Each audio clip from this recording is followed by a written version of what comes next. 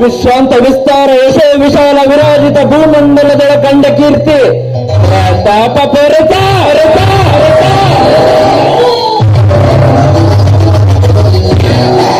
ನಿತ್ಯ ಸಸ್ಯ ಶ್ಯಾಮಲ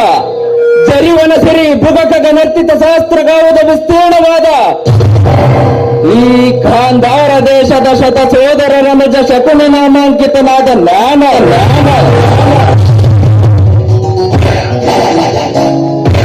ನಿಷ್ಕಾಮ ನಿಸ್ಪೃಹ ನಿರಾಳರಾಗಿ ಸತತವೂ ಸುಮಧುರ ಸಂಗೀತ ಸಾಹಿತ್ಯ ಸಡಗರ ಸಂಭ್ರಮಗಳಿಂದ